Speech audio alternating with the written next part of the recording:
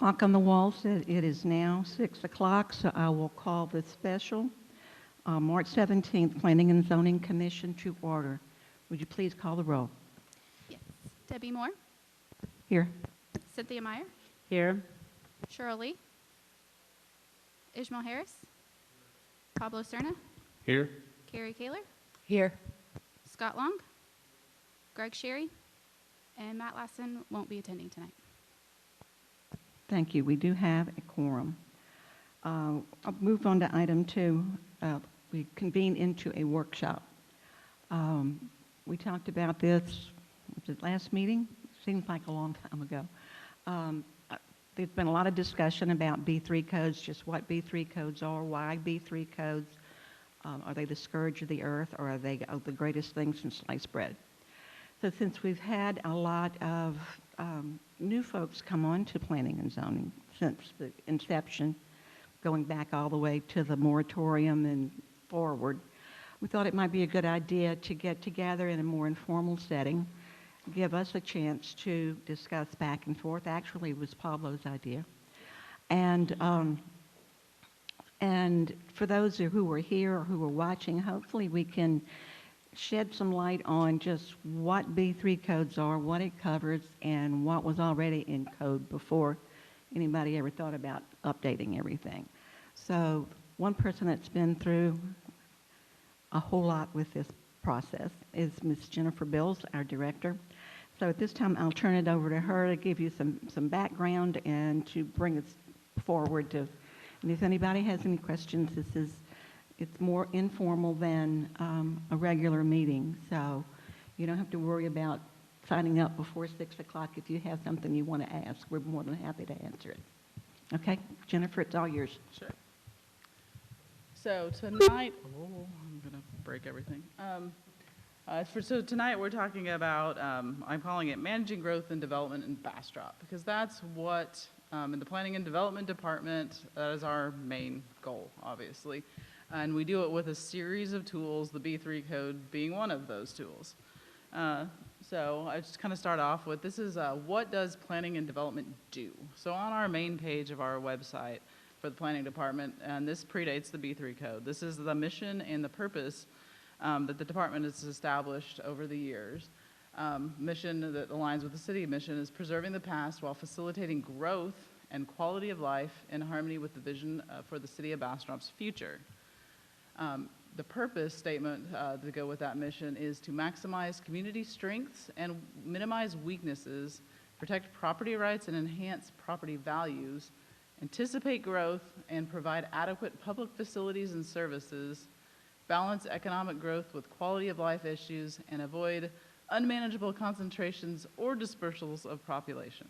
So basically making sure we can manage the growth where it's going. So I thought I'd start with some recent history. And so I say recent history, it's the last 7 years. That's kind of when I think a lot of big changes started happening, and the city started really looking forward at some of the growth that was going to be coming this way. So kind of where I started, in March of 2015, the city adopted a new zoning code that covered the downtown area. It was called the Downtown Bastrop Form-Based Code. So we had a form-based code starting in 2015. There was, I think, about 2 years of public workshops and discussion that went on in creating that form-based code. It covered from the river over to 95, from the railroad tracks down to 71. So it wasn't all of town, it was a portion. In 2016, City Council adopted the 2036 Comprehensive Plan. 2017, the Transportation Master Plan was adopted. And then in August of 2018, kind of where we start the B3 code discussion a little bit more, is we implemented a moratorium, which I'll go into what that entailed. In May of 2019, the city adopted a new stormwater drainage ordinance. And as we adopted that, we ended the moratorium, which the basis of the moratorium was drainage concerns. In August of 2019, we amended our existing zoning and subdivision codes due to legislation under House Bill 3167. It's often referred to as the shot clock bill that puts strict requirements on cities on timelines we had to meet. So regardless of whether or not the B3 code got adopted, all of our codes got amended for that new process in August. And then in November of 2019, we did adopt the Bastrop building block, the B3 code, and those new processes were obviously incorporated as part of the B3 code. Later that month, we also adopted the 2018 International Building Codes, which updated us from the 2009 codes. And then, this kind of dovetails in, July of 2020, we implemented MyGov Online as our new permitting and planning application tracking and application system. Quick question, was there stormwater drain ordinances prior to the 2019? Yes. So kind of I always start from the big picture, work down to the smaller picture. The city has a comprehensive plan. It's actually a requirement under state law in order to have zoning. It's required to facilitate orderly growth and development in the city limits and our planning jurisdiction, which is called the extraterritorial jurisdiction. In that plan, we identify what the community wants. There was a lot of community input that went into the 2036 plan to identify what the city wants for the next 10 to 20 years. The goal is really in this plan to build consensus and commitment between the elected and appointed officials, city staff, and the citizens at large, that there's a comprehensive plan that everyone agrees to and that they're working towards through all of our implementation steps in the code. It also provides the city with a list of implementable actions. So it has goal statements and then objectives to meet and specific actions that we need to meet over certain time frames. So you said there was a lot of community input, and I remember that. Was there also any type of workshop or input from developers at that time? Yes. So the comprehensive plan, the structure of it has 9 chapters, starting with the planning context and the vision for the document, and then specific chapters regarding community growth, the public facilities of the city, housing and neighborhoods, land use and design, transportation, parks and recreation, cultural arts and tourism, and then the actual how you go about implementing these with your other codes. So this is a visionary document. This isn't a code. This is what we're striving for, and our other codes and ordinances are what helps implement this vision. And the chapters, I might say, were developed in context with the discussions that we had with the community, because we had representation from every board and commission, and we met, seems like forever, met regularly to discuss and encouraged comments from citizenry as to what they would like to see and how they would like to see the city grow. So there was a lot of input from developers as well as citizens and anybody that planned on being here for a while. Part of the comprehensive plan, we do have a specific, I call them elements usually, they're specific, broader, or more detailed plans that go along with the overall comprehensive plan. So we have the Bastrop Transportation Master Plan that was adopted in 2017 that obviously works with the goals in the main document. We last also updated our Parks Master Plan in 2015, and then they adopted a Cultural Arts Master Plan in 2009. I have the highlights on the screen. Those are the 3 plans that are due for updates. So this year we have in the budget, and we're working currently to update the Land Use and Design chapter and our Parks and Recreation Master Plan. So those 2 elements are getting updated this year, or will start to be updated this fiscal year. And then looking at the budget for next year, we're requesting funds to update the Transportation Master Plan as well. It is about 5 years old, but as we know, things have been changing pretty quickly, and transportation is one of the major issues within the city. So we want to make sure we stay ahead and are planning appropriately for that. Just a quick refresher, you guys are all pretty familiar, I think, but we have our comprehensive plan as our future land use plan, and this is what we tie back zoning decisions to. This is what we're updating this year because while I believe the way the categories are represented still is valid, how they tie in with the new zoning districts in the B3 code the text needs to match up. This is now 6 or 7 years old, so with development trends, development's coming out as fast, we'll also take a look at how some of those categories may want to change a little bit. So for our master transportation plan, the first plan I could find was actually adopted in our 2001 comprehensive plan. The new plan was adopted in 2017, and it has its own set of specific chapters that really drill into specific information on growth patterns, existing needs in the transportation network, that provide a thoroughfare plan for the city of needed roadway networks, and provide project selection and prioritization, and then that list of prioritized program of projects. So there's a list in there that actually is 1 through, I think, 26 of different road improvements that we need to make over the next 10 to 20 years. And like I said, we're planning an update for that next year. So like I said, the last major update was in 2017, but we did do an update in 2019 with the B3 codes that included the 720 block grid. So you'll see that that's more the white little lines on the screen are the 720 block grid to add that layer on top of the major thoroughfare plan roads to add the local roads. Could you explain what the 720 block grid is? Well, I will later in my Okay. presentation. I get there. Okay. Getting big, starting big, getting to You small. got it. So those are all of our long-range planning that we were doing in 2016, 17. We did start the discussion in 2018 about updating our subdivision regulations. The P&Z worked, I think, for about a year, reviewing different parts, looking at some new code language, kind of determining what direction we wanted to go. And then in 2018, it was decided that council implemented a moratorium, which is usually a very scary word in municipal government. And in this case, why we implemented one was because we were having a lot of regional and project-specific flooding issues throughout town, and a lot of them were due to development projects.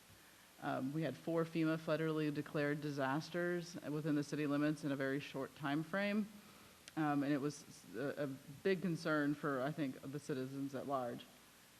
What it really was a pause on projects that didn't want to meet our enhanced drainage standards. So when council implemented the moratorium, we also adopted some criteria with which projects, if they met those drainage criteria, could apply and make sure they're meeting those requirements and still continue to develop. It also gave the city some time to develop our new stormwater drainage ordinance. And then we also then took that time frame to start kicking off our Building Bastrop initiative. And it seemed like it was a really long time. I was here for this, but it was really only about 9 months. So do we know how much work is being put forth towards flood protection outside of the subject of any kind of building going on? So actually, good question. So right now, our engineering department is working on a stormwater a drainage master plan for the whole city. So that's looking at drainage citywide and a little bit outside the city limits at a regional level to see where our current weak points are, where our current infrastructure is, and where the city needs to proactively plan capital improvement projects to address existing drainage problems that are already there, not something that's going to be caused by a future development. So, Jennifer, I'm sorry. So just, is this master plan, does it include a CIP, or is are they integrated, or is it the plan first and then the It's a- city will look at this? It's the plan first, and that's going to help us determine our CIP needs. Yeah, it will recommend projects that need to be. Mhm. Yeah.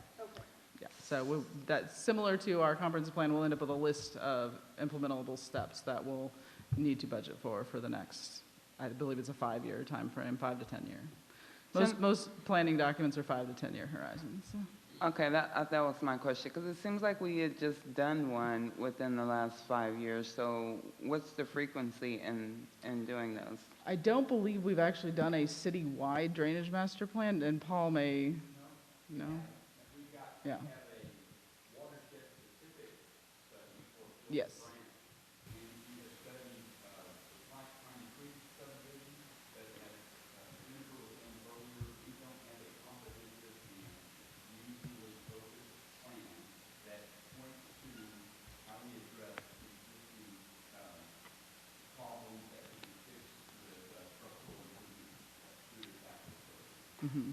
The previous ones were for specific areas, okay. And the new plan incorporates all that work that's already been done that goes into the new plan, but we're looking at, yeah, we're not redoing that work. We're adding to and looking at, that was specifically Gills Branch and Piney Creek Bend. Now we're looking at other tributaries and other parts of town. Are y'all as getting well. a lot of response from the survey? I believe we got 80 surveys, huh? 86. Mm-hmm. Yeah. Yeah, and staff has been reviewing that data. I think the survey just closed, I believe, last week or so. So far, everything I've talked about has not been the B3 code. This is all things that the planning department and the city at large has been working on for years and continues to work on. But coming out of the moratorium, we worked on what was called the Building Bastrop Initiative. So in this process, City Council decided we needed a comprehensive review of all of our development codes. And when I say all of our development codes, I've listed them out, how they were adopted prior to the B3 code. We had our Chapter 3 included all of our building codes, also included signs in that chapter. Chapter 5 is our fire prevention codes. Chapter 6 is our public nuisance codes. Chapter 10 was our subdivision ordinance. Chapter 14, it was our zoning ordinance. Chapter 16 then was adopted specifically as our stormwater drainage ordinance before it had been wrapped into Chapter 10 in our subdivision ordinance. We also worked at codifying our Bastrop power and light standards, and we looked at our construction standards manual for some updates and adopted that as well. So this was a complete look at all of our development codes in that 18-month period. So kind of going through what those different codes do, and I like to start with stormwater drainage because that's kind of where we start a lot of discussions in town. The last major adoption and kind of update of the data and the methods for the stormwater drainage was in 1981. It was using a lot of outdated methodologies, and it also was, part of it was just because of the data we had available using older data. With Hurricane Harvey, FEMA started a project called Atlas 14, which is a study that looked at the entire region and updated. The main takeaway for us is it updated our rainfall totals. So in the same amount of time, we were getting 3 times more rain than we had been previous. So, and that was just based off of historical data. So basically, FEMA had much more historical data now to base their numbers off of, and they updated our rainfall totals. So we adopted that new data into our models. We also updated our modeling and our best practices to make sure we were taking advantage of the best current standards in the engineering field. In part of our new stormwater drainage ordinance requires conceptual drainage, preliminary drainage, and final drainage plans that get reviewed at different stages of the plan as it goes from, kind of an idea and conceptual getting down to actually getting ready to build. We look at drainage at every step. Subdivision code is an authority given to the city under Texas Local Government Code 212. Our original subdivision ordinance was adopted April 20th, 1981. There was no comprehensive re-review of that ordinance that I can find, just amendments that were made over the years sporadically to address specific issues, and they were not always done at the same time as zoning changes, which created some inconsistencies between the two sections of the code. Our zoning code is established, our ability to zone is established in Texas Local Government Code 211. And this is a question we've got before, is like, our new code doesn't talk about uses, and people think you have to talk about uses to talk about zoning. And that's not what the Texas Local Government Code says. It's to promote health, safety, morals, and general welfare, and protecting and preserving places and areas of historical, cultural, and architectural importance and significance. So you're given a lot of things you can use to regulate under the zoning code. We had the last major adoption was in 1991. Again, since that time, I could not find any major comprehensive reviews until 2015 when the downtown form-based code was adopted, and that was only for a portion of town. Amendments similar to the subdivision code were made gradually, not at the same time as the subdivision. And then the next biggest change was in 2015 with the first form-based code. One of the questions we get a lot now with this code is we talk about use-based versus form-based codes. Both zoning codes, they just come at regulating development from a different direction. So as use-based codes sounds, you're separating out your land uses by different categories of zones and areas that are specific to one use. So you'll see a use-based code will have specific designations for single family based off the size of the lots. We used to have SF7 for 7,000 square foot lots, SF9 for 9,000 square foot lots, SF20 for 20,000 square foot lots. Again, we had a couple of different multifamily districts. We had several commercial districts and industrial districts, and you couldn't mix those different types together. They were very separate, which makes for, if you need to do something, you want to do something slightly different on your property, you may have to change your zoning from C1 to C2 just for a different commercial use.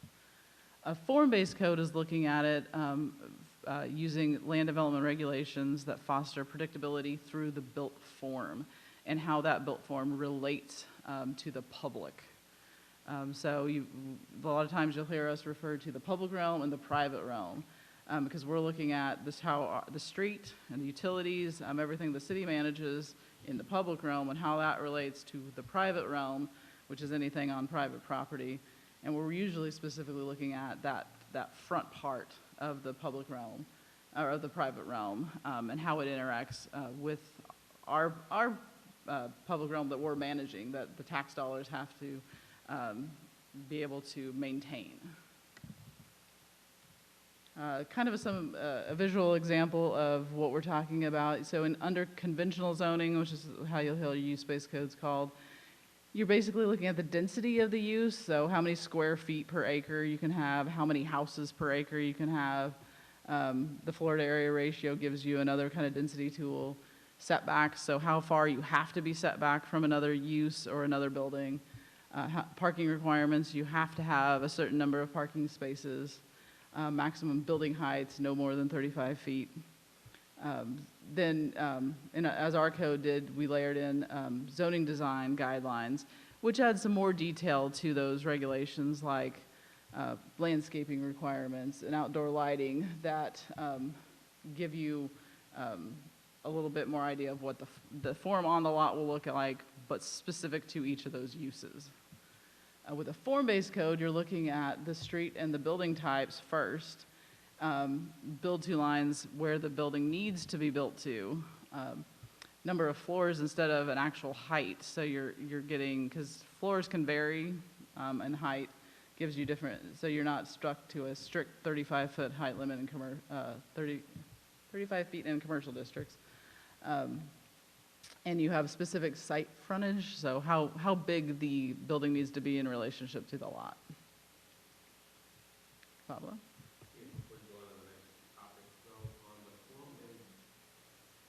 Before we go to the next topic, on the form-based codes, what are other towns, how are other towns, what are people doing right now? What other cities, how are they doing this? So yes, so form-based codes have definitely become more prevalent in the last, I'd say, 15 years. A lot of times you will not see an entirely citywide form-based code. There are definitely cities who've adopted, I believe Denver, city of Miami are two cities off the top of my head that they have citywide form-based codes, and they're large cities. Typically, you'll see specific areas of town that are adopted as a form-based code, which is what we did first. We adopted the downtown form-based code for a specific region of town. So, Would you say it's fair that the reason we came to this point was because we're trying to preserve what Bastrop looks like? that was one of the goals, and also to give individual landowners more flexibility. So this gives you a more flexibility on your property of where you're going to, because again, we're talking about the public versus private realm. More of our focus on regulation is in that first, 20 or 40 feet on your lot. What you're doing in your backyard, as long as you're not flooding your neighbors, we're not as concerned about. That's what the nuisance codes are for. We like to say if you can't see it, smell it, or taste it, is it bothering you? Use codes get very specific that, no, you can't have a wood shop in your backyard. Form-based code says as long as that, accessory building in your backyard is a certain size and it's not causing a nuisance, you can have it. So that the way the city grew up, kind of organically met those form-based code requirements. And so, correct me if I'm wrong, but my understanding is that these kind of conventional zoning, that kind of is a post-World War II city development, urban sprawl model, and Yeah. you see more form-based type in older cities. Where you do Yes. have, So for more mixed use. use-based codes really came about when there weren't as many protections available, and you were having residential put right next to industrial uses that were often dangerous and toxic to those then living right next to it. Under modern development practices and with modern technology, there are many things that are considered industrial uses that are low impact, do not have environmental impacts, aren't noisy. You're seeing that in downtowns where you're having actually like tech companies citing that are building their devices there, but it's not impacting. It's not a high intensity industrial use like you would have thought of it in the past. And plus, even if you go further back and you look at historic downtowns, when you break down in 1880 what was downtown, you had a mix of uses. You had the person horseshoeing right next to the restaurant, right next to the general store, right next to someone's house. You actually had a mix of uses. We think of downtown now as a lot of retail and restaurant. Historically, that was probably only about 40% of your downtowns. You actually had a lot more mix of uses in those downtowns. which drew people to downtown. Yes. Yeah, people lived and worked in the same place. So to piggyback off of Pablo's question, because I don't know that I understood it, I heard a clear answer. If we were just basing this form-based codes off of Central Texas area, what percentage would you say of cities follow this code versus conventional? Many cities in Central Texas have form-based codes. City of Hutto they've adopted a SMART code, which is a form of form-based code, back in 2008. What was it called? City of Hutto. No, what did you call the code? SMART code. It's a specifically kind of branded form that you can kind of just pick up the framework and kind of fill in your standards. And then Buda has adopted a form-based code for their town as well. So there's, a lot of cities have adopted some form of form-based code in their town, so. And is there any realm of possibility of having, is there any realm of possibility that one area could be form-based and another area could be conventional, or is the thought process to simplify things by making it one? I think it simplifies things, and I think it creates more equity across the city.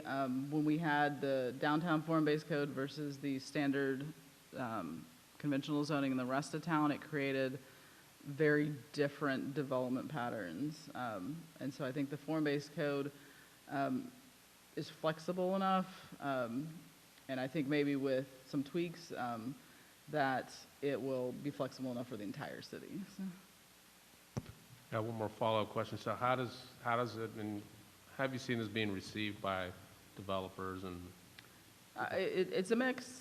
We definitely have had mixed responses.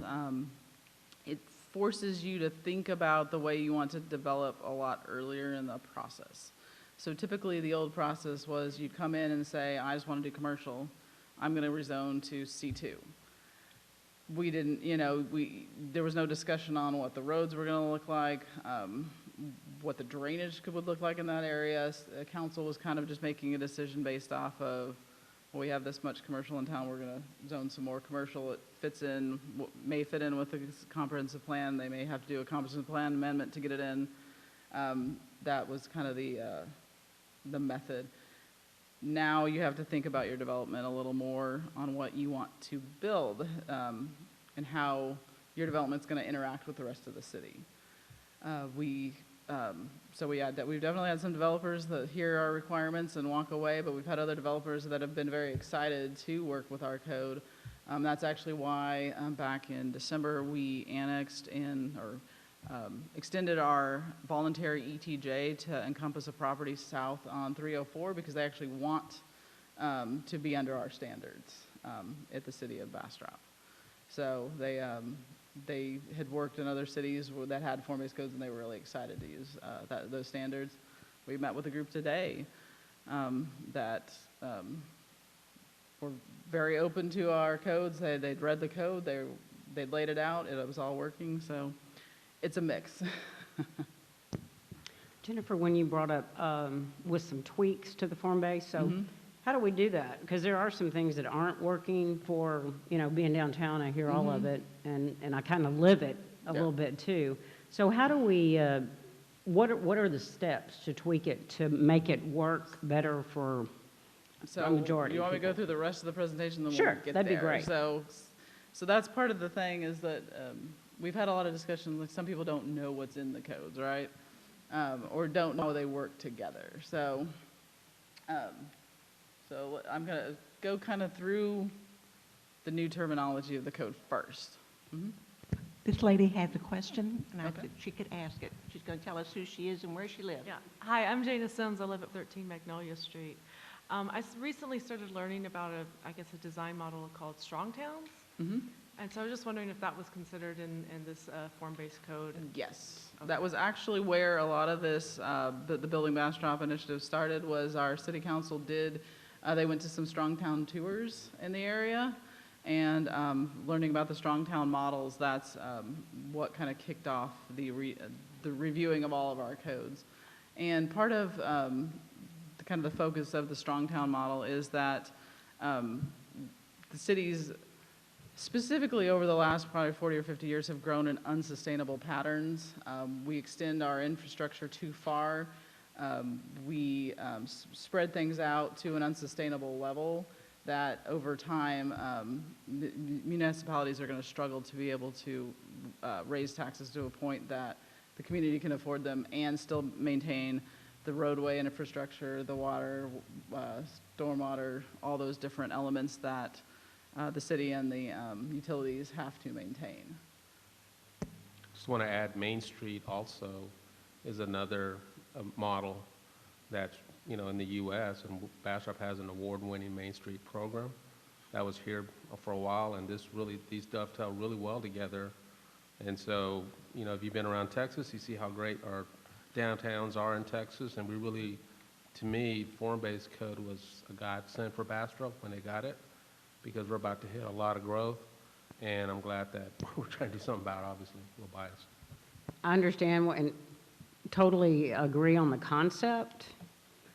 There are some things that aren't working in it. I could give you examples, but there's no point in that. But I'm just thinking, it's great to have it, but let's make it as good as we can. That's my only point. And there are a few things that I think we do need to. Yep, definitely. And speaking of that, signage is another thing we we never talk about signs in town. So signage is another thing the city regulate under the Texas Local Government Code.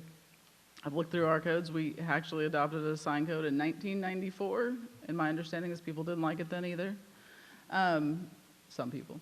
There was a major update done in 2006, and then it was updated and moved from Chapter 3, which is the building code, into the B3 codes to keep kind of all those site development codes in the same place.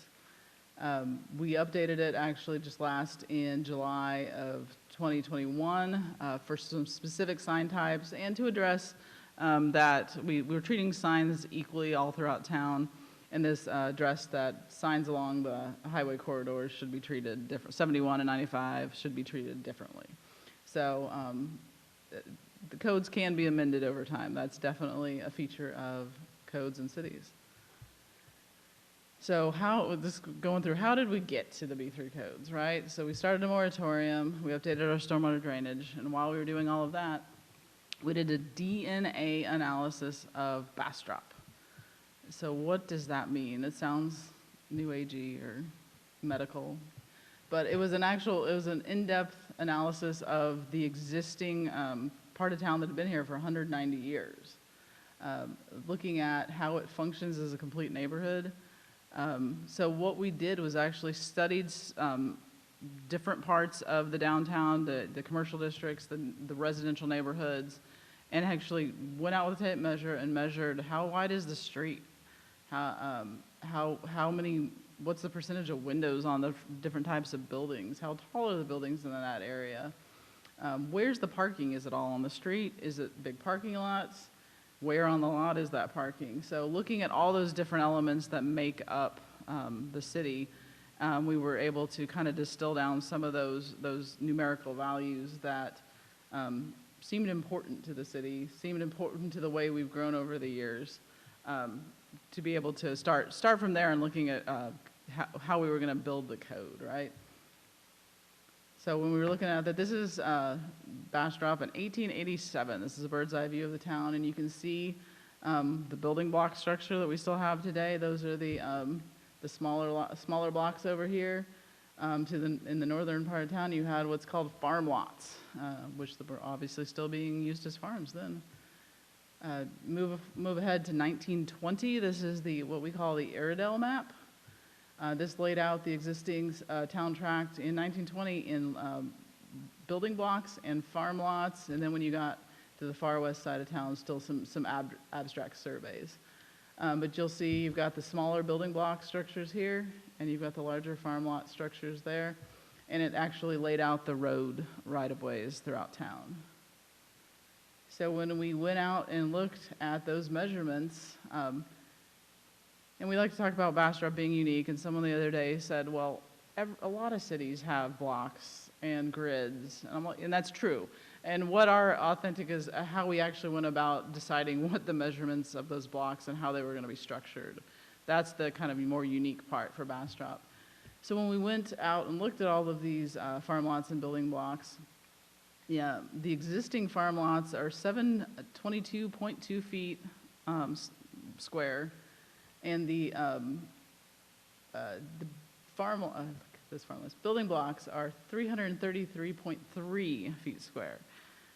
Where do those numbers come from? The city dates back to 1832 when we were under still Mexican authority.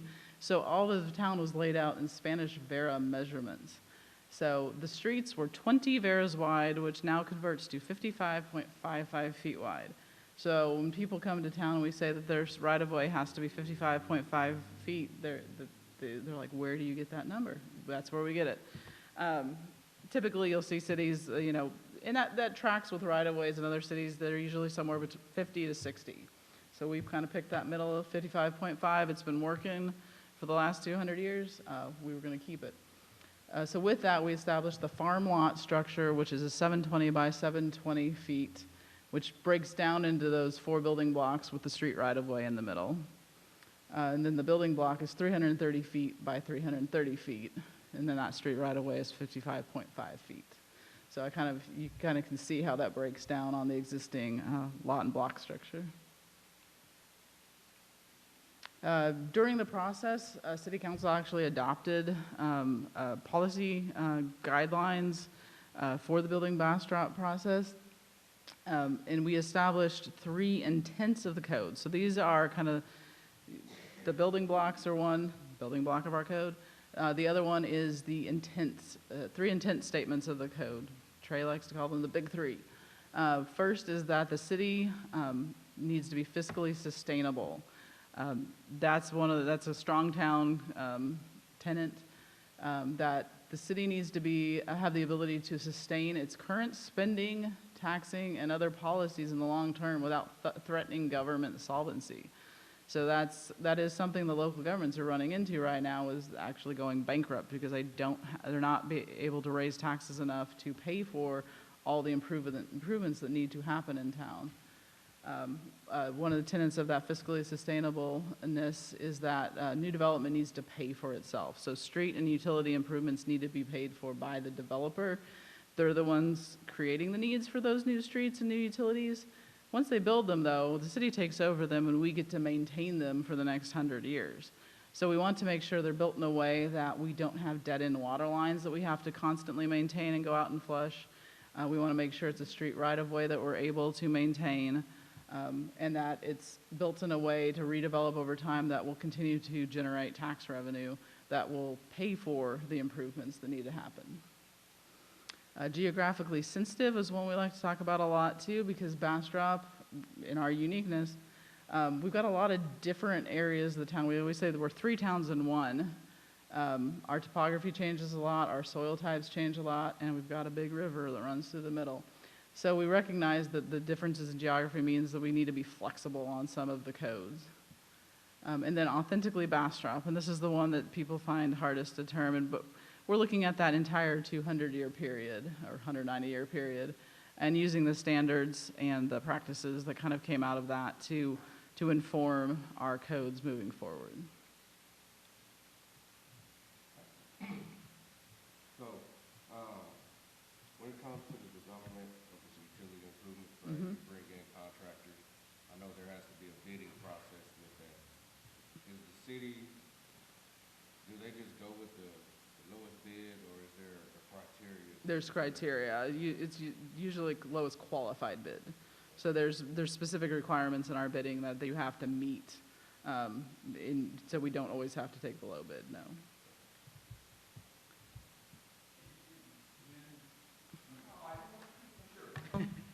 Just to finish the thought from Mr. Harris's question, what Jennifer spoke to is if the city of Bastrop is conducting the work and we're hiring the contractor, most of the street infrastructure, though, the new stuff gets built by the developer, and we have been working really hard to improve our methods for making sure that roadway construction is of high quality, meets our standards, and so we have stepped up the inspection efforts, and we won't accept that work until we're convinced that it does meet our standards. That's a real important part of the mix, too. And so, with the city employees that will be taking care of the... You got your mic on? Yes. Oh, no, it's not. Okay. Sorry. All right, so with the... I'm getting fussed at by people that can't hear people. I so. understand. So with the city employees who will be maintaining these roads and utilities, are they receiving the proper training so that they adequately maintain them and extend the life of them, or? Yes, sir, I believe they are. We actually put some amount of emphasis on making sure they're well-trained and have the tools they need. Yes, sir. Thank you. I have a quick question. when we talk about being flexible because of the differences in geography, when we talk about flexibility, why does that seem to always come at the expense of the people that are trying to build in those geographically challenged locations? Going back to the development that was brought before us for the Hill, what I call the Hill. There were certain situations where, because of the location, she wasn't able to get platting. But the city was trying to require that permit or that platting, require her to pay the fee or cost to do that when she didn't have to do that.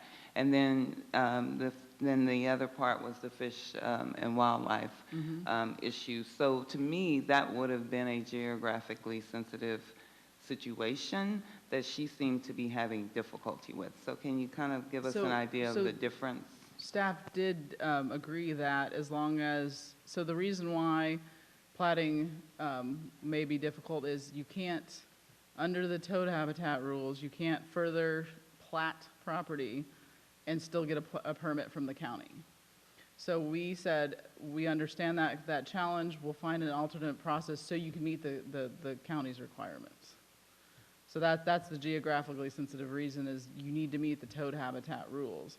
But the issue is if someone doesn't want to meet the toad habitat rules, they're going to violate all those rules, then there's not a reason to grant that flexibility.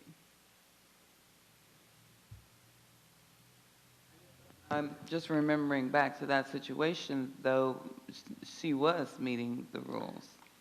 We have a difference of interpretation on that, and Okay. yeah. So I just want to be sure that in those types of situations, we're not finding other ways to make it more difficult. No. Okay. No, so we were offering a path forward as long as those geographically sensitive reasons were being met. So, and with that, we're also looking at different materials for the road construction, sidewalks construction. So there are a lot of different things we're looking at to be flexible on that side. So moving forward to, now we're talking about the B3 code. So we took all of this as our DNA analysis of town, redoing the drainage ordinance to look at specifically the three things that went into our building block code is the subdivision code, the zoning code, the sign code, and our historic preservation. So all four of those things, they were all part of our existing code of ordinances. They were just all in slightly different, they were in different places. Chapter 10 was our subdivision, which referenced chapter 14, but if you never opened chapter 14, you didn't see the other requirements. This, the Bastrop Building Block Code, the B3 code, is what is called, in planning terms, a unified development code.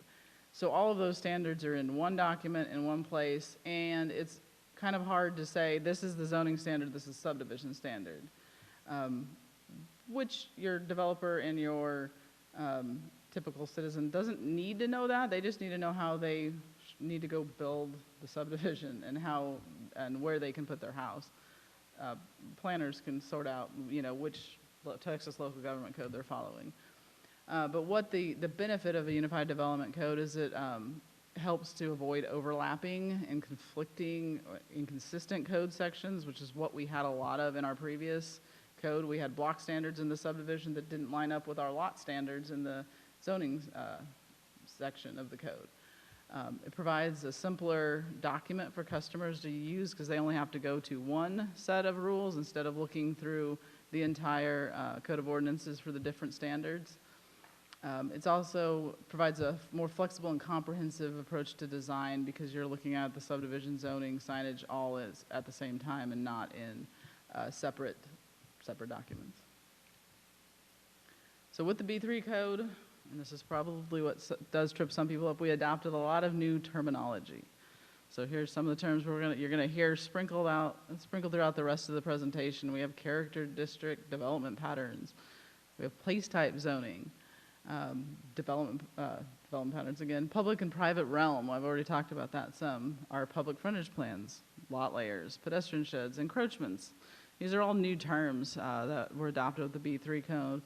but they describe a lot of what we were already doing, just thinking about it in a different way. So one of the things we included in the front of the B3 code is a B3 code flowchart. So sometimes it seems like a lot of steps, but it depends on where you're starting. If you're just going to be building your house, you start, towards the bottom of this. Your lot's already platted. You already developer already did a drainage plan when he did all of that. Everything's ready to go. You just need to build your house. But if you're starting with a blank piece of land that has never been developed, we have to start at the top. And the first step is a pre-application meeting. And then you've got a series of processes to go through to establish your place type zoning, establish your subdivision, so you can get down to the level to start building individual lots. And to go into those, what is the difference between zoning and subdivision? Zoning is what can be done on the lot in question, right? So you want to build a house, you got to get to a lot that you can build a house on. You establish in that zoning what type building types, the amount of stories you can have in that zoning district, build it where the building needs to be, where the parking can be, on all the design standards that go into the private property, right?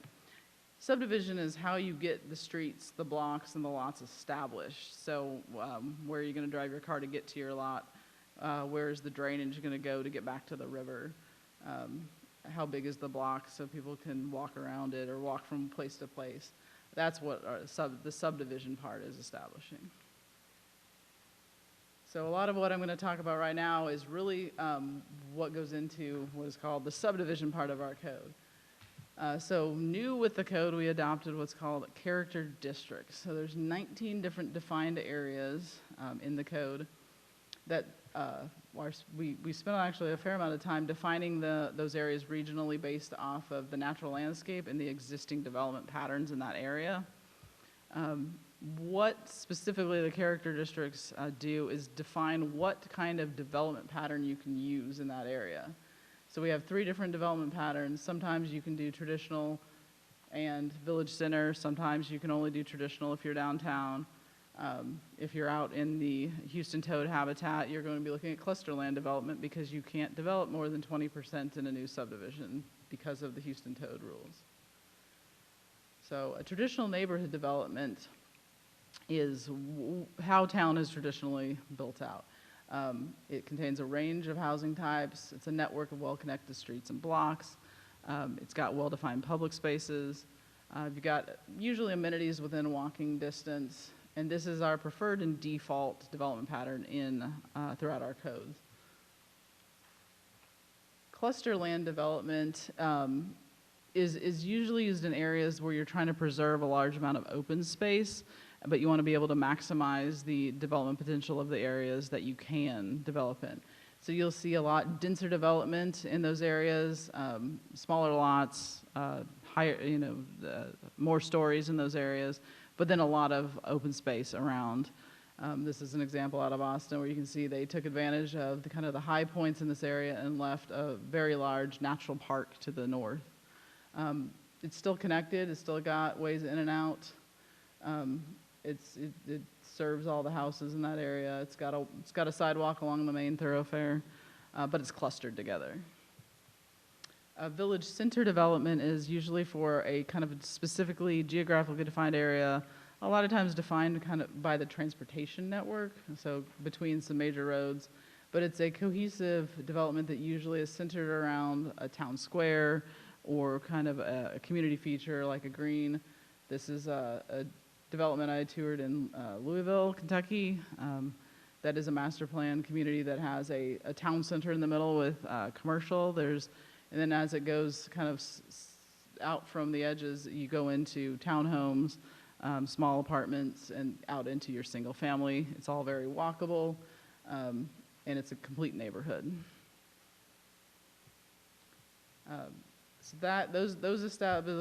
So this is where, I don't want to call it a pick your own adventure, but there's a lot of different layers to the code that get you to how the form is created. So the first part's development pattern, how do you lay out your streets, how you lay out your blocks.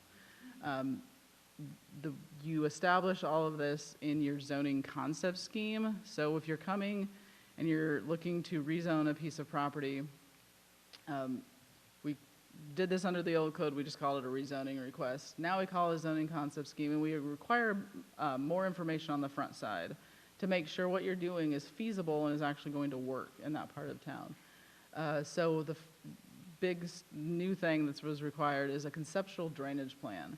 So this isn't something that you'd actually be able to take and go build your drainage infrastructure. This is some high-level math. You're going to do run some numbers on a real basic model that says you're going to get this much rainfall. You're going to have to hold this much on the property. You're going to make sure you're not going to flood your neighbors, right?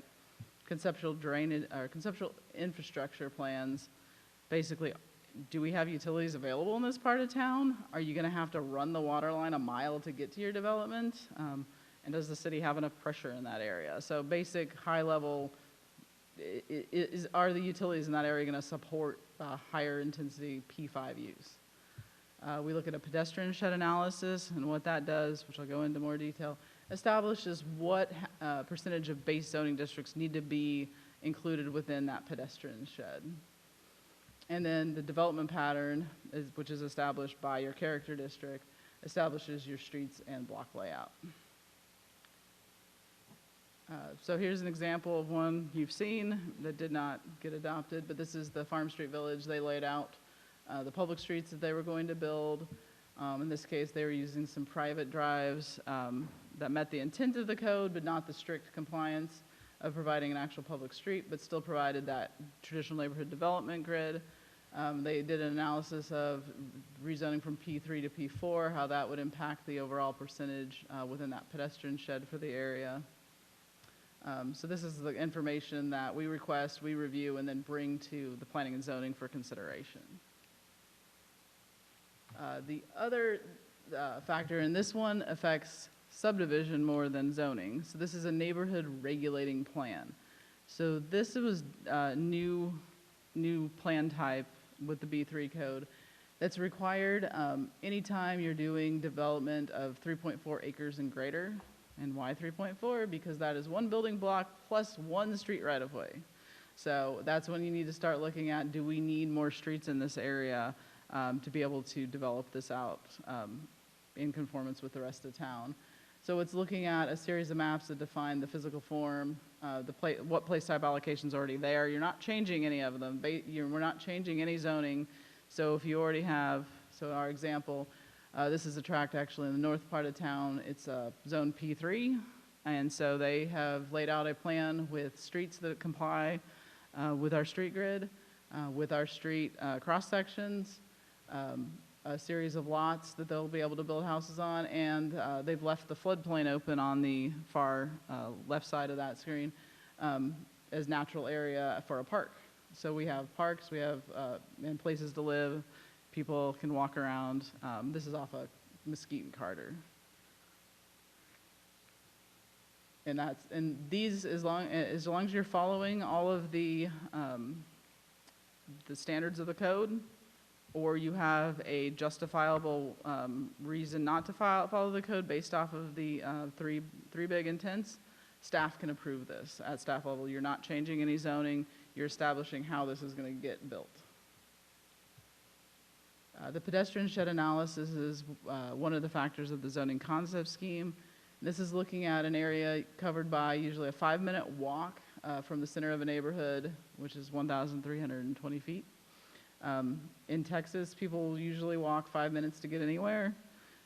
If you're comfortable, you'll walk 10 minutes. So if you have a nice sidewalk with street trees, you'll walk further.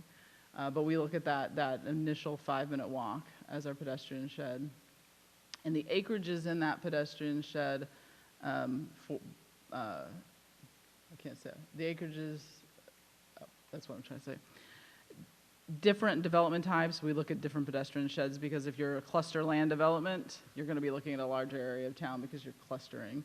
So to get to the next part of town, you're going to look at a larger shed area.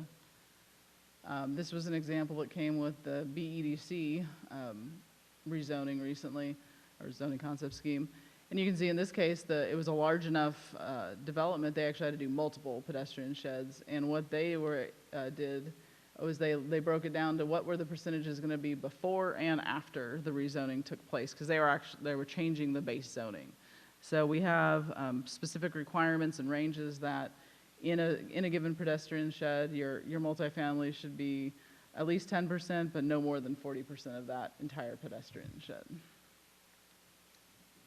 Who prepares these? Is it the engineer for The engineer, architect, or land planner with the developer. Are we looking at current neighborhoods to do this with as well, or just for future developments? If someone's doing a redevelopment neighborhood regulating plan, they look at it at that level too, so.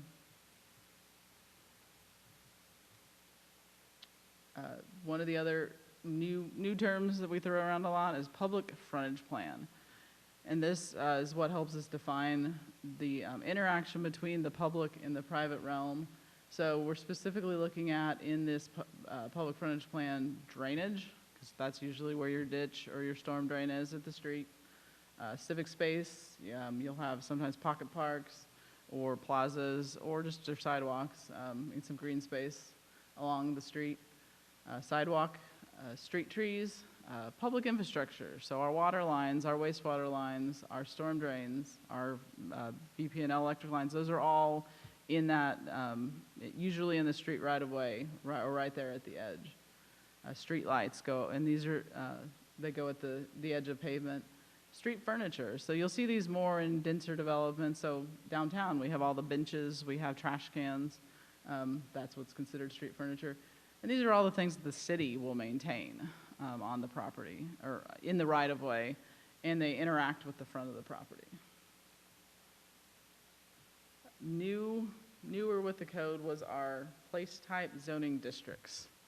And this is the graphic straight out of the code that kind of gives you a visual depiction of going from your P1 nature, which is undeveloped land, left natural, up to your P5 core, which is your denser commercial districts, to your kind of special district, which is employment center, which has a specific use to, or specific built form that caters to people who are going to work in that area. So the fun fact, in our old zoning code, we had 36 different zoning districts, some of which weren't actually even in use on our zoning map. Some of which, when you strictly applied the rules that were within them, you couldn't actually build anything. We had a multifamily district that we had a lot, that every time we got someone, by the time you separated the buildings from each other, buildings from the property lines, and how many parking spots they had to have, they couldn't actually build a building. So we were very sensitive to trying to create zoning districts that were going to be flexible. So the place type zoning districts, we have 8 in our new code. A quick question. So we had talked several meetings back about the hospital out here, and they were talking about how nothing in the code actually fit with what they were trying to do. I believe you were talking about, well, we're going to have to go back and address that.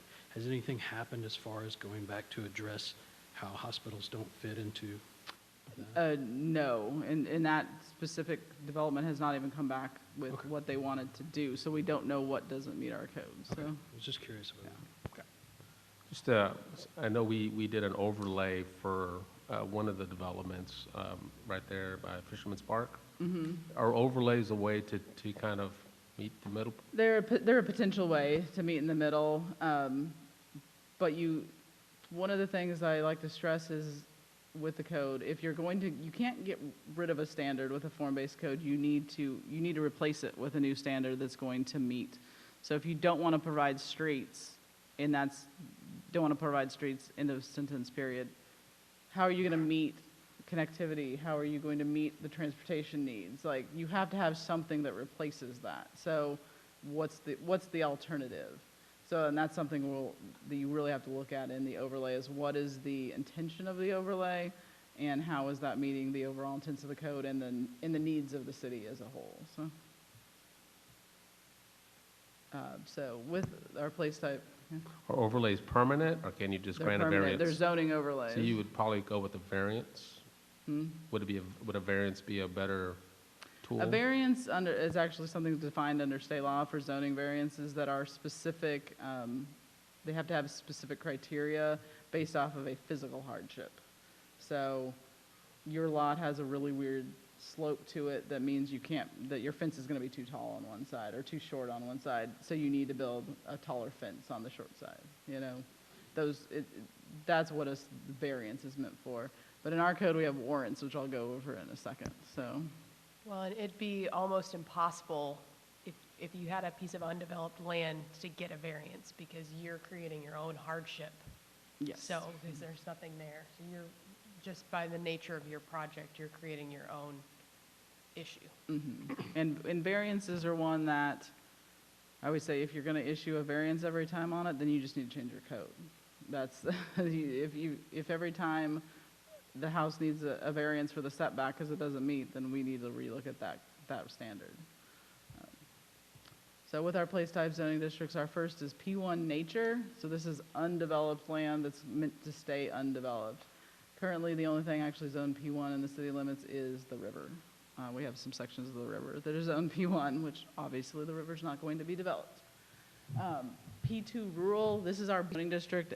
So when something annexes into the city, this is, it default gets the P2 rural standard, and then it's, we have to go through the zoning process to establish the new zoning district. So this is primarily meant for rural living and agricultural uses. So these are your large lot, more sparsely settled areas. This is where you'll see your rural roads, ditches. You won't have curb and gutter systems. We'll just have ribbon curbs to keep the road together. P3 neighborhood, and again, these are all form-based. So we're not talking about uses. I say residential, but it could be agricultural. Where we do make a dividing line is between P3 and P4. So P3 is neighborhood. These can be anything from a low-density residential neighborhood up to a higher-density duplex residential neighborhood. Where we make the distinction that does kind of talk about uses is if you're, everything in P1, 2, and 3 has to be regulated by the International Residential Code. If you're going to use the International Building Code, then you need to be in P4, P5, or EC. So P4 mix is our mixed district where you can have both residential and you can have commercial forms, but they all have to take the form of a residential structure of some sort. So that can be a house, it can be duplex, it can be a courtyard house that has multiple units in it, it can be townhomes, all those work. It can be apartment buildings, all those forms work in the P4 mix, but you can also build the property to a standard that you can have commercial uses in it. And P5 core is our highest commercial designation, our built form. So it accommodates commercial, retail, offices, row house, apartments. You're looking at wider streets for walkability of pedestrians. You're looking at how the buildings interact, more glazing on the front of buildings. And this is where you're probably running into more of the conversations on the built form. What does that look like in P5 core? So that's probably the one that the district will look at the most as we move forward. We, in the code, define civic space. So we actually have areas, city buildings, government buildings, churches are all, and parks are all zoned civic space, which provides flexibility to, with the codes, that you're meeting standards that are appropriate to what's around you. So previous, we had churches in residential neighborhoods, and every time they wanted to make a change, they had to come back to city council to discuss what changes.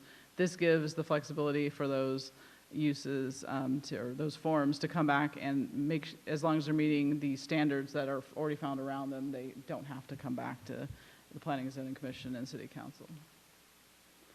So Employment Center is our more unique zoning district. This one is meant for areas that are going to have a high concentration of people who are coming there to work. So this is not an area where people are necessarily living as the primary form. That's not, people aren't coming to shop here. This is where people are coming to work. So your call centers, your manufacturing, those kind of businesses would site in these areas. And they have more flexibility on what the road network and the lot layouts look like in EC, because they have the ability to code in some of those standards that fits their specific business that they're trying to site in the area. And you saw this with the Bastrop Business and Industrial Park that brought their zoning concept scheme, and they were following the traditional neighborhood development, block forms, but really large blocks. They didn't meet our 720. They were about double that because they were looking for large users in that area. And the last is our planned development districts, and these are legacy districts. So these are things that were already adopted by City Council to be unique developments. So this would be Pecan Park, Hunter's Crossing, Piney Creek Bend. All of those have established planned development districts with very specific standards to those areas. And the city adopted those as legacy districts, but it's not one that's available for new developments. So new developments need to fall in one of the other 7 categories. Jennifer, going back to the employment center, is there any consideration, or could that place type be where we might want to look at changing the types that fall under that category? For instance, the hospital. For any type of businesses, they're not actually creating jobs, but they also, because of their design and what what hospitals do, where they fall, the category they fall under, they may not fit under any of these place types. So would that be an area where we could tweak that employment center definition to fit those other types of those businesses that might not fall? Possibly, but we'd have to really, I think then you're starting to get into more of a use-based discussion of what uses are going to fall under employment center, not forms. So May make sense just to create a district for medical or those type of developments that then we can kind of help, to answer the questions about how do you get in and out and how do you interact with the street and transportation.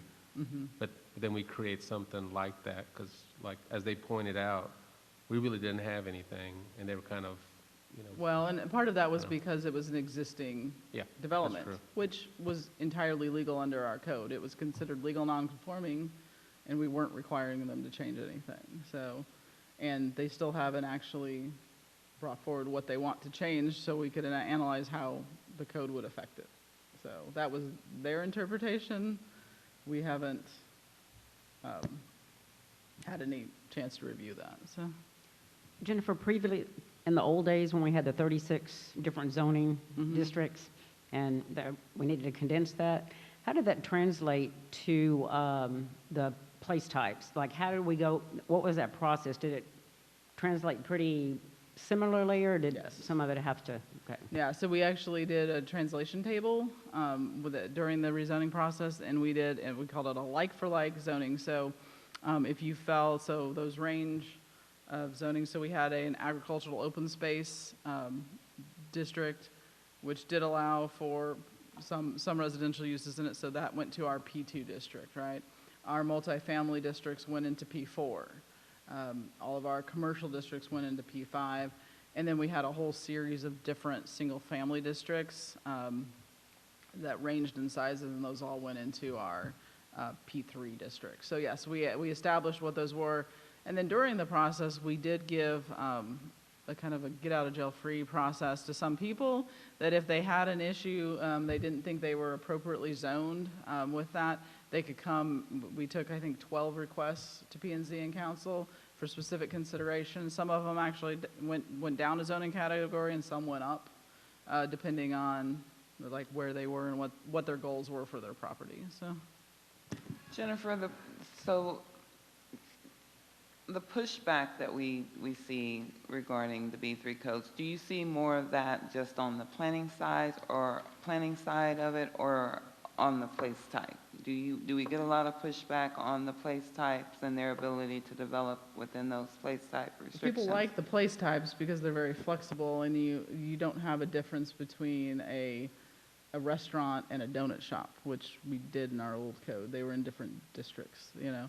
We had a difference between a auto fix-it shop and a gas station. They were in different districts for various reasons, I guess, over time. So people like the flexibility of what the uses that can go in that area. They don't like some of the form-based standards. And that's the trade-off, though, is that if you have a form-based code, you get flexibility on your uses, you get flexibility on a lot of your development standards, but there's specific things that you have to follow. So it would be really hard to get rid of the form-based elements and not come back with a use-based code.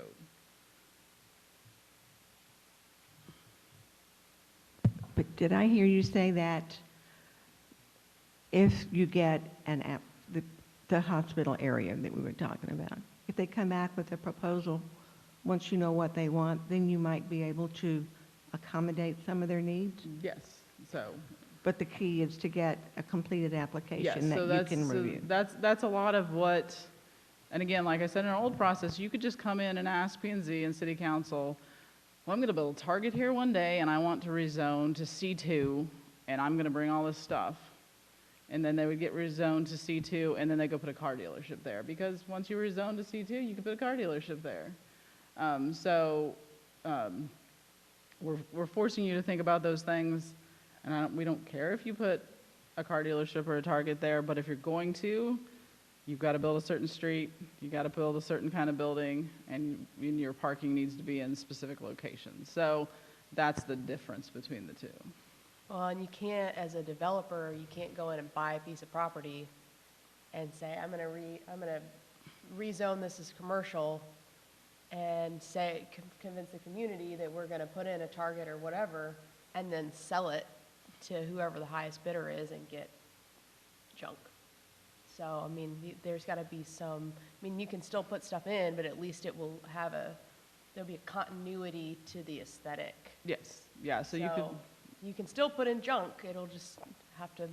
You can put in a different use. It's just going to look a certain way that our contention is we'll be able to redevelop over time and be more, serve the community long term. The one I like to use as my example is, our Walmart in town is not the first Walmart, it's the second Walmart.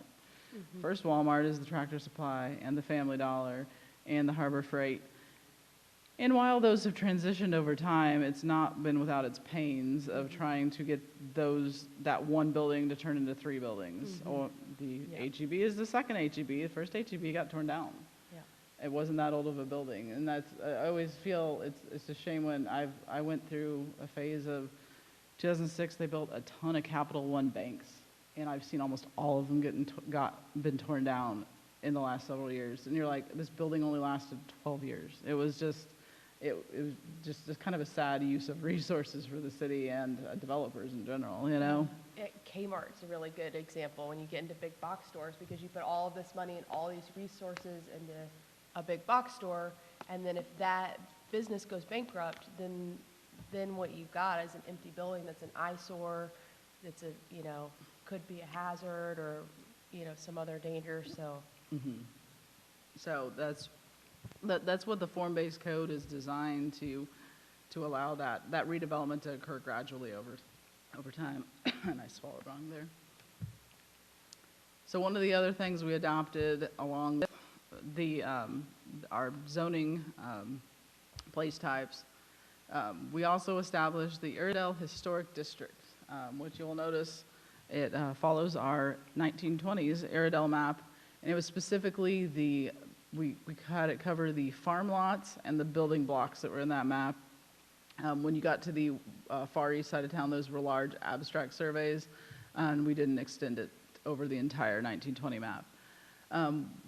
The reason for this was at the same time we were doing the B3 codes in the 2019 legislative session, the state took away cities' ability to regulate building materials.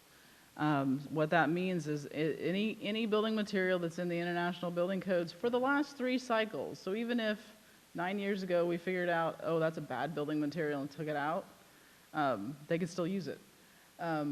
So we adopted one of the ways you could still regulate building materials is with a historic district. So with this process, we adopted the Urdell Historic District specifically over the established part of town to set some basic building material requirements, and that's the main thing we're looking at in the Urdell District.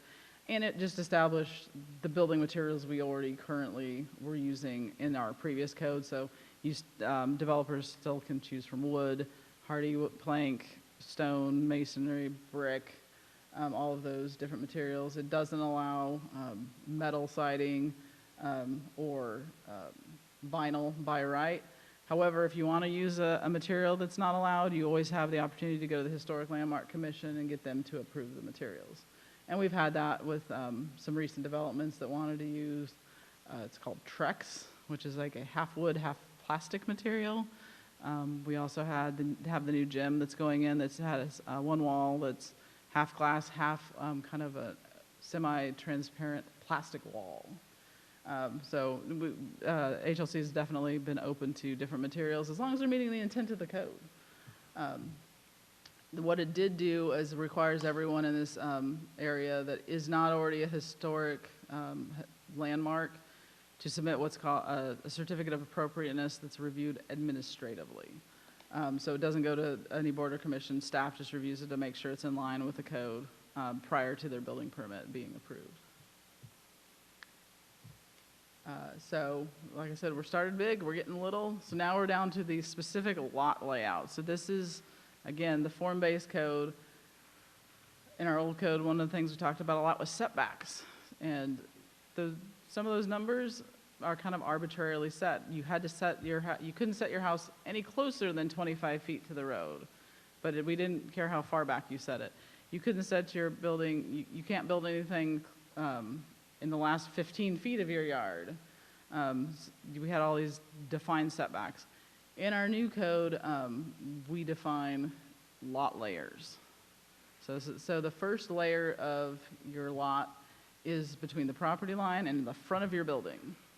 And wherever the front of your building is what the build-to line is. So we have a range in all of our zoning districts that your build-to line can be no closer than a certain feet to the road, but no further than a certain amount of feet from the road. So in residential, you can't, or neighborhood, you can't be any closer than 10 foot to the road, but you can't be any further back than 25 feet. And that's to give, you have variation, but to kind of create some level of uniformity in the neighborhood.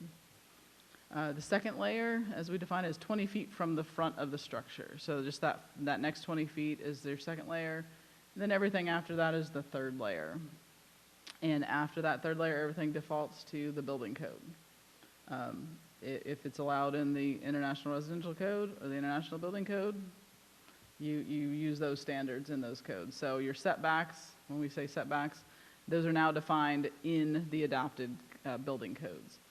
And a lot of times those setbacks, and this is what frustrates people a little bit. Before it was like, you could put your house no closer than 10 feet. Okay, I'm going to put it there.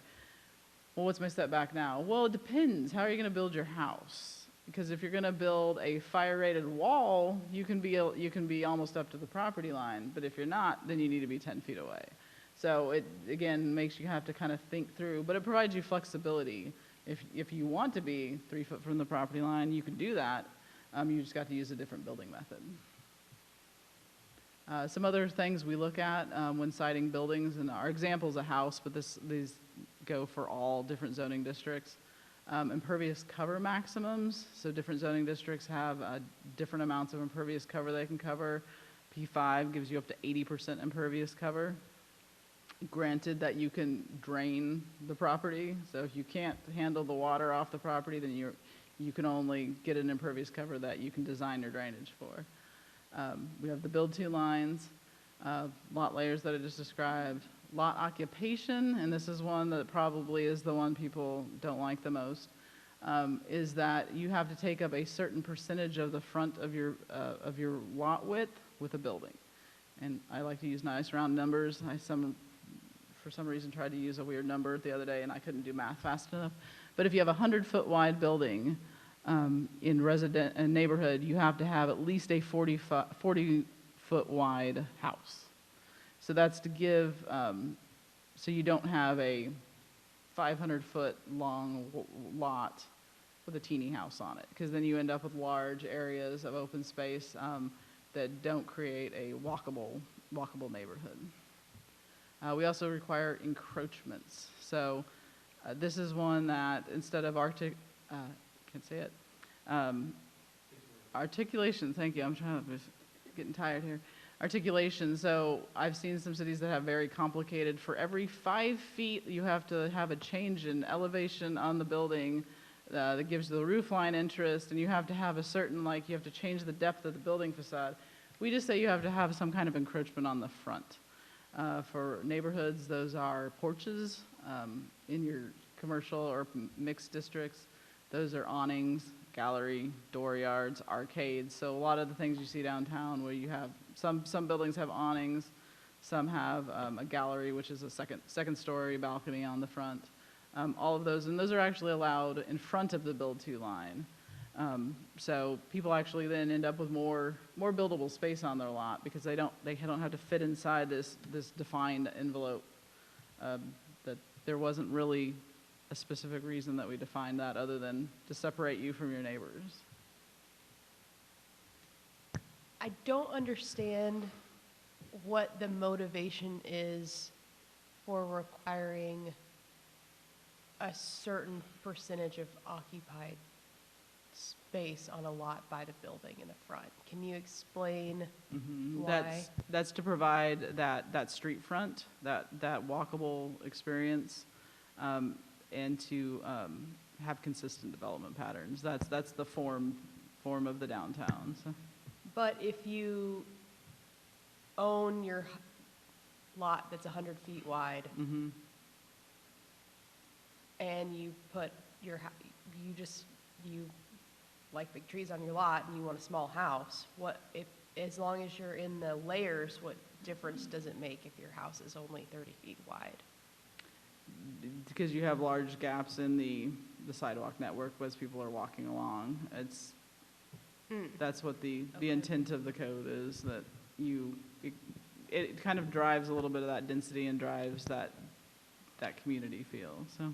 Okay. I heard it referred to as rhythm. Yeah. And if you're going down a street and there are no requirements for the rhythm, you're going to have an unpredictable kind of street edge. And if you go into our downtown, the part of the DNA is there is a rhythm. And that's kind of what I think that was trying to achieve. I know that the articulation part of it can be a little tricky, but there's a chance you could get solid buildings and no articulation, which could be, an issue. But most people don't want to have to do that. So the articulation, I think, is not a big deal, but I can see why some people don't like it. And at the time we were developing the code, we did develop a pattern book that at the time, before the state adopted their rules, was going to be more mandatory. But then when the state adopted that you couldn't enforce building materials, the pattern book became largely inspirational. But yeah, there's a lot of things in the pattern book that talk about that you should have so many protrusions on the front of your house, like 2, but you shouldn't have 7 because that's too much. So you shouldn't have all bay windows. You shouldn't. It actually even defines that on a given street that all the roofs you should have at least 3 different colors of roofs. And I'm not in favor of regulating roof color, so just FYI. I know the person that did that. He's my mentor, Milosov. So again, it's inspirational, and we have had developers who have looked at that and they like the ideas it gives them for their development. The neighborhood regulating plan that I showed you earlier, the home builder, they're actually developing 2 different kind of styles of house, and one's very, I can't remember, it was like very Nordic, like Norwegian. Scandinavian, yeah. So they're going to have kind of a mix of traditional and Scandinavian, and they all meet our code, but they are going to look very different. So, but it's going to create an interesting neighborhood. So some other new processes that were adopted with the B3 code. Like I said earlier, we had administrative certificates of appropriateness that you have to apply for separately from your building permit, and that's to look at making sure you comply in this instance with the pattern book in the Urdell district. Warrants. So this is the one when we talk about variances. We instead developed warrants that in specific situations you can ask for a warrant. And some of these have come to P&Z with some other applications. And they're asking for a specific rule or practice within the code to be changed. So our block was supposed to be 330, right? But there's some geographic reason why they really need to set their block that needs to be 400 feet long. And there's a big tree we're trying to avoid that we need to swing the road around. Those are all reasons why we would be able to approve a warrant. What the warrants aren't for is just saying, I don't want to meet that code requirement, I don't want to do it. So you need to, if you're going to ask for one, you need to come up with something that meets the intent of the code. When we reviewed, we were reviewing the building materials last night, it's actually a new car wash that's going on 71. And it's actually the same as the one that's on the other end of town, the Rapid Express. Again, we have that percentage of building frontage, and so they were actually able to accomplish that with kind of a faux wall. So it's going to make it look more like a building and you're not going to see open bays. So while it's not a full building, it meets the intent of the code, and they were able to get a warrant for that. And warrants are reviewed by the Development Review Committee, which I'm going to talk about in a second, and can be granted administratively. People always have the ability to appeal those to P&Z. And even if P&Z denies it, they can appeal that to City Council. So a lot of the time when we talked about this, doing the B3 code, we talked about these were the values of the city. This is how we wanted to see development, the form of development. But if you wanted to do something different, you could always come and ask for it. And so this is the process through warrants and also through appeals of some of our processes. You always have the ability to go to the next level and ask for something different, but you need to show why that different is something that is of value to the city, why it's a good thing for the city, and not just because you don't want to follow our rules. The other thing that was new that I kind of mentioned earlier was conceptual drainage and infrastructure plans. It's making you think about how you're going to build your development a little earlier in the process. We've had a little bit of pushback on the zoning concept schemes, and then when people have actually done the plan, they're like, oh, my pond is going to be actually a little bigger than I thought it was. I do need to set aside an extra half an acre for that pond. I need to lay my block out a little differently because all the water's going over here. So those are, I need to put in a lift station for the sewer line. That's going to have to go in this corner. I need to make sure I plan for that. So it is valuable information that I think people, once they go through the exercise, see the value in it. It's just the initial, it's new. It's a new thing. Applications that were not new to the B3 code, pre-application and pre-development meetings. These are things the city has been doing for years. The days changed over the years, and right now it's Thursday afternoons. Every Thursday afternoon we set aside time and we schedule meetings with people. The pre-application meeting, we internally call it the kick in the tire meeting. Then maybe they have an idea of what they want to do on a property. They don't really have any plans drawn up, but they want to see what they can do. That's a pre-application meeting. A pre-development meeting is actually once they have drilled down on what they want to do, they have a specific development they want to do, there's floodplain on the property that they know they're going to need to do really specific plans on. They want to do a different design on the street. Then we have, we bring all the different specialists of the city into that meeting. So we'll bring our city engineer, our fire marshal, all those people to sit down and go over their plan to make sure that they're on the right track of what they will be submitting shortly. Plats. Plats are not new. Our process is a little different, but the plats are not new. Previously, we had a preliminary plat and with that preliminary plat, they'd submit a preliminary plan, which consisted of your preliminary infrastructure, preliminary drainage, preliminary plat. We've now broken those out into 3 steps in response to the shot clock bill that the state instituted. Every city did it a little differently. One city I know, they have to take every plan to P&Z first and deny it. Every plan. It does not just a plat. Every application they have, they put on P&Z. They have 62 items on their consent agenda of just denying things, and then they go back and design them. So every city addressed it a little differently. We broke ours, what was normally a 4-step process, into a 7-step process. But that being said, we tightened up our processes so that our review cycles are predictable. You submit things on Mondays, we give you comments 2 weeks later. Overall, most developers enjoy that predictability of knowing when they're going to get, when they need to turn in their stuff and when they're going to get comments back. Site development plans, similarly, that is not a new requirement. That's something we've always required on commercial, multifamily, private development. Construction plans, we now call them public improvement plans. Those are how you're going to build all the infrastructure that goes into the subdivisions. That's the street, the water lines, the drainage, all those different elements go into our public improvement plan. And again, as you notice, the plats actually come to P&Z for approval, but site development plans and construction plans are approved administratively. But if someone wants to appeal a decision made by staff, they can come to P&Z, or in the case of some drainage things, city council. So the code is set up that staff is not the be-all, end-all. It's not our decision. If you don't like them, you have a chance to ask someone else. So one of the things we talk about a lot is the Development Review Committee, and while we formally adopted what that is something that we've done for a while. A Development Review Committee is an internal staff committee within the city that represents all the different departments that are reviewing applications that have some part in that review to make sure we're compiling our comments, making sure that my requirement's not hurting someone else's requirement, that we're comprehensively looking at our standards. The DRC is also responsible for annually reviewing the code for possible amendments, so that's something that I'm going to talk about here in a second.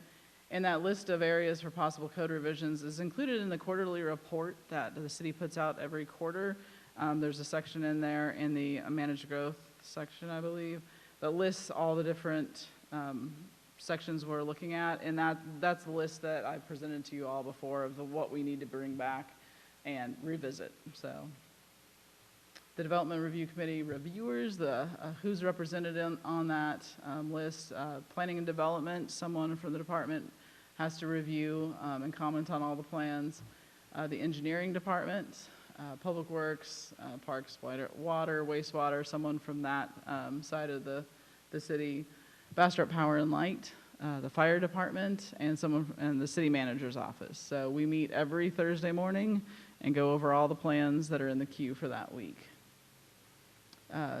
Specific applications in the code require DRC review, some don't. So administrative certificates of appropriateness, that just goes to staff, we review it, we spit it back out. Some site development plans have to be looked at by the DRC before we can issue comments. Any administrative approvals or recommendations that come out of the DRC, there's one specific position that's responsible for making that recommendation or approval. So for administrative plats per se, the director of planning is the position that's ultimately responsible for that approval. Similarly, drainage plans, infrastructure plans, the approval is the city engineer on those. So while everyone on the DRC will review, one person is ultimately responsible for making the decision and approving the plan. With all the B3 code discussion and everything else, MyGov gets wrapped up into it, and MyGov is an online system that we use for having people apply for building permits, fire permits, planning applications.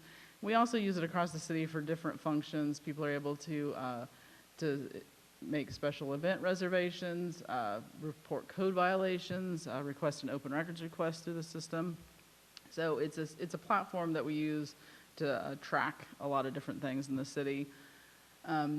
This was on our radar and something we were working on doing with COVID. It sped up our timeline So we went live with this in July of 2020. Staff had been reviewing different vendors for a while. There's different vendors, they all have pros and cons.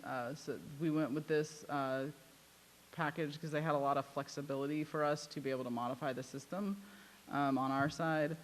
And when we were looking at it, the benefits we were looking at for our process is that one is paperless, which is good for both the applicant and the city because it reduces printing costs for applicants. If you have to submit 5 sets of plans that are each 150 pages, it's about $500 worth of paper right there. And then it reduces storage costs for the city. We don't have to have large file cabinets anymore to keep all of this paper. It's trackable. Every project that you go in and look at has a timestamp for when different actions were taken, so you can create a history of when the project came in and when different staff members touched the project. It's accessible, so applicants have access to the entire project file, so they don't have to come here to come look at our project file to see their notes, our notes. They can see the approved plans that are stored in the system. And they can submit plans remotely, which in the current world, and with firms being used all over the US, that's a benefit to a lot of engineers and architects. And they can submit at any time, so they can do it outside of regular business hours. You don't have to come and wait and sit in my office at 3 o'clock. Real quick, does the city protect intellectual property rights on that? Or can anybody access those files? If it's an approved plan, then they're subject to open records. So there hasn't been any problems with people stealing plans? Not that I know of, no. And it's happening in other cities, so just wanted to find out. Yeah, but not that's been reported to us. We haven't seen that. So. The last bit is it's also accountability for staff and the applicants because you can see when I resulted my comments. I can see when they resubmitted the plan. You can't say, well, I submitted it. I dropped it on your desk and you just weren't there. And it's in the system. We know if you submitted it or not. Similarly, you know if I actually issued you your comments. So things don't get lost in people's emails. Jennifer, just curiosity, and maybe you don't get any complaints on MyGov, but are there complaints at all on it, or what would those complaints be? We do get complaints, and I will say I've done this in another city about 12 years ago, and there's a learning curve. It's a hard transition from going from being able to hand fill out a form and hand it to me to having to scan it in and put it in online. With that, we have several staff members that work directly with customers on helping them walk through the system to understand the system. We have a computer set up in our lobby with a scanner, so people can come in and check on their permit there. You do have to have an email account to use the system. We're in a modern age, unfortunately. But we do work with people, but we do expect our regular developers and architects and builders to be able to use the system. So folks that aren't familiar with computers at all can come to you guys? Yes. And you'll help walk them through? Yes. So, summing up, so what Cynthia was asking earlier about how do we go about changing things. So we actually have already identified a list that you've seen before on different amendments that we're working on. Some we're further along with than others. The first thing you'll see at our very next meeting is some additional banner sign amendments that were directed by City Council at the last meeting to tweak the banner code. So we'll be bringing those back at the March 31st meeting. And then we've been working on extraterritorial jurisdiction subdivision standards with the new code. Because it was a unified development code, we were really leaning a lot heavily on the development standards on zoning to establish some of the subdivision standards, which don't apply in the ETJ. So we've been working at establishing some basic connectivity requirements, street requirements, some lot width, so we don't end up with a lot of, we like to call flag lots, where you only have a 10-foot at the front and the property goes all the way back, and you have a lot of those. It's to make sure we have orderly development in the ETJ. Wireless transmission facilities, this was a section that just got overlooked when we were doing the B3 code. We all like our cell phones to work, so we need to have cell phone towers somewhere. And then the newer one that we haven't talked about yet is the State Highway 71 Corridor Alternative Development Standards. That's what we're calling it so far. We're working with a consultant to look at the 71 corridor, look at the existing development codes, block standards, all of those things, and see what we would do either through an overlay or through some alternative standards that could be used. So you could use the form-based code as it stands, or you could take advantage of the alternative standards along the corridor. And then we're looking at what does that corridor look like? How far off the corridor are we looking? So we're working on that right now. And then the last one is merging the B3 code and the technical manual. We actually are going to have it in two pieces.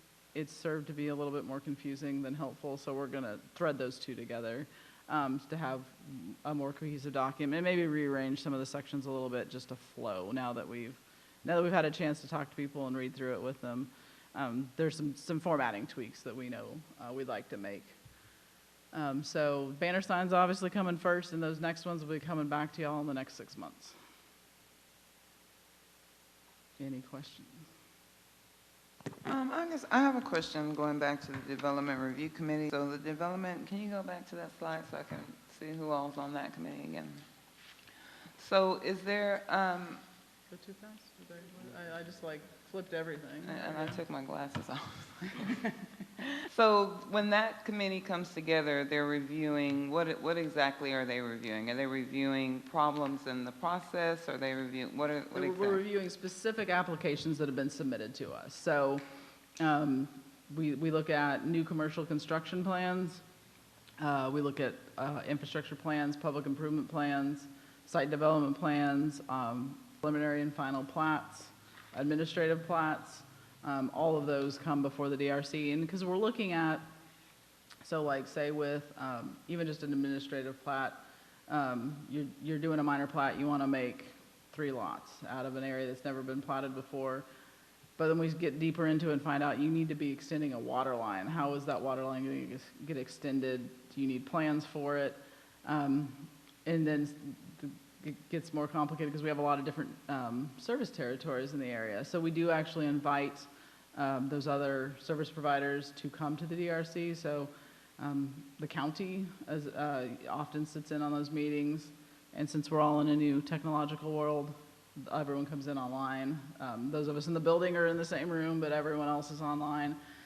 So you're able to have aqua water every once in a while. If they have an issue, they'll come to discuss the project. TxDOT is great because they sit in, so we're able to discuss how a project will impact a TxDOT road. So we're looking at specific applications for review and making sure we all are making our comments appropriately and getting those out to the customers.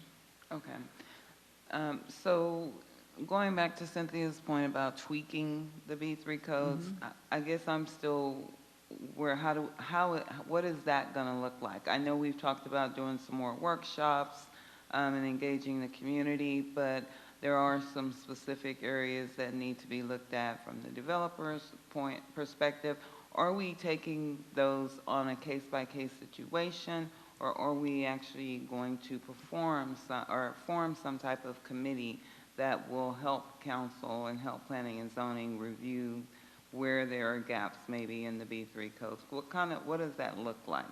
So far, it's been that we've received direction from council to look at certain areas and bring those back for code amendments.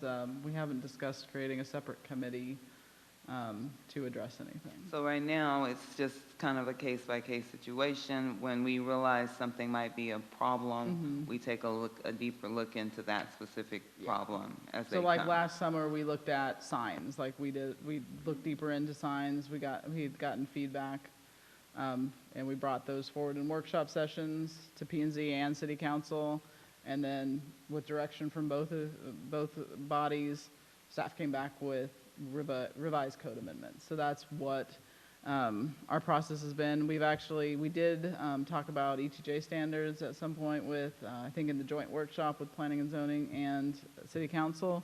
That's what we've been working on. We actually did bring in a workshop session the wireless transmission facilities and got direction from P&Z. It's just with the amount of development applications we've had, doing that in-house has become cumbersome. So we are working with a third-party consultant to help draft those. So. On that topic, how would a group or a person or a development, if they saw problems with the codes and wanted a future amendment, what would the process be? How would they bring that to city's attention to get it considered? Usually, so we're talking about policy decisions at this point, and so in city councils who sets the policies, so we look for direction from council to look at amending those. So it would have to be council directed. That person would have to come to citizens' comments just like everybody else or and voice their concern. Email council members, there's all that. We do have an ability in our code, as we call it, it's called a text amendment. Someone can request a specific amendment. They kind of draft it up themselves and ask for something very specific, and they can, there is a cost to that. They can pay to ask staff to review that and then have us bring it forward. So far, no one's taken advantage of that. And I think we need to be aware, too, that I'm sure there are problems that need to be addressed. And I'm sure that there are developers that just don't like the new change. And I'm sure that sometimes they don't, things are different. I don't know anybody that likes change all that much. So I know a lot of, it's not perfect, and a lot of time and effort have gone into this. So when we're looking at people wanting to make an amendment or a change or something, we need to make sure it's not just the Debbie Moore amendment or the Ishmael Harris amendment. It's an amendment that will make the entire process and the entire code better. So, you know, people fuss, and that's why you've got the big shoulders, you know. But we're always willing to, and I think staff's told us tonight that they're willing to look at things that and help people if they can. So. I do have a question. So I'm glad we've set a bar, because the bar from 1981 was so low, and so we had to do something. So I think we've done something really good here, and to everyone's point, it's not a finished product, so we got to keep working through that. But I do want to ask, kind of the reason I asked for this workshop was, can you talk about, you know, what happened with the Farm Street development? I think we saw it one way maybe, and obviously, I'm with the will of the people. That was a great process. It worked itself out, and I'm very much a big believer in the democratic process. So, but can you talk about that? Sure, and that's, I think that's what you're going to see no matter whether or not you have a use-based code or a form-based code, as that some people just don't like some things going next to them, and they're going to voice their opinion, and it's up to the elected officials on how they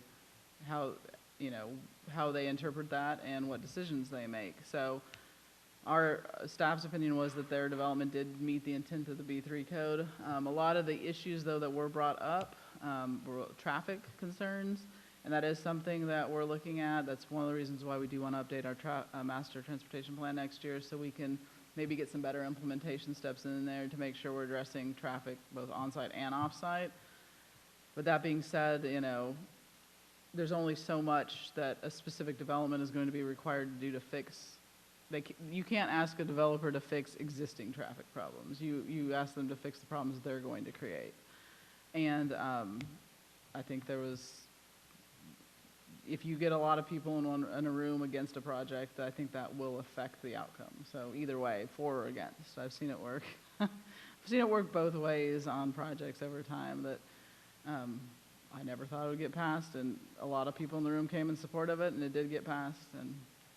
But I think B3 code or not B3 code, you would have seen the same pushback against a multifamily style development in that location. So. Do you think that we need to kind of update people, you know, on some kind of public education about, you know, because I think, having listened to this over again, I think, wow, we still have a really good tool here, and I think I can see the future of Bastrop being really, we're protecting those big three that you talked about. Mm-hmm. And I'd like to see something out there with the public education. What are we doing with that front? Well, we started with this tonight. So far, our education has been on a case-by-case basis with developers as they've come in. I mean, we haven't haven't talked about a strategy for doing any more public education. So I will say we are looking at updating our comprehensive plan, the future land use element. With that will come a level of public engagement. Similarly, our parks plan, we're updating that. There will be public engagement in that. And like I said, those are both visioning tools to decide how you want the city to look. It's the B3 codes and our other regulatory codes that implement those codes, right? So, like I said, your parks plan decides like how often you want a park and how many acres of parks you want, but it's the development code that decides how many acres a developer needs to actually dedicate in parkland. So, I think we can use those forums to discuss how our visioning tools affect or are implemented through the B3 code as some of our education on how all these things tie together. But specific education on the B3 code, we don't have a plan as of yet. And then the city council needs to decide if this is what they want. Because we've made some tough votes and sent things to the city council. And I commend this commission. I think it's one of the hardest working, if not the hardest work. I think it's the hardest working commission in city government. But, you know, you're going to take heat sometimes. And the city council needs to decide if they want to keep this, they want to change it. We got their back. So, anything else anybody wants to ask? Or Carrie, you've been very quiet. Come here, please, ma'am, and tell us who you are and speak to the mic so people can hear you. I'm Carrie Foster. I live at 1903 Main Street. I was taking notes. It's so good to revisit this after even being immersed in the process all along. I learned something every single time, so thanks for doing this again. I really appreciate it. There was one thing that I had never heard of, text amendment. Is that what you called it, a text amendment? Will you explain it one more time? Because I can't find it. So I guess we have a fee for it. I don't know that we really have an established process for it, but what we've allowed in the past with our previous code, and one came before the P&Z, and probably only two of you were on it at the time, but we had a developer that wanted to use a specific building material that was not allowed by our code, that they didn't feel was negative. So they submitted this building material for review, and P&Z reviewed and added it to the code. So that's usually what you see as something specific, that a specific, standard or type that they would like considered, or a very specific code revision, process revision. So, Thanks. Do you have anything else for us, madam? I do not. Have you had a drink of water all night long? I did. Do you have any more questions? You got yours answered? Okay. All righty. Well, if there's nothing further, we'll move on to item number 3. Make a motion to adjourn. Motion to adjourn. Is there a second? Second. All in favor? Aye. Opposed? Thank you, everybody. Thank you so much, Jennifer. Jennifer. Thank you, Really staff. appreciate it.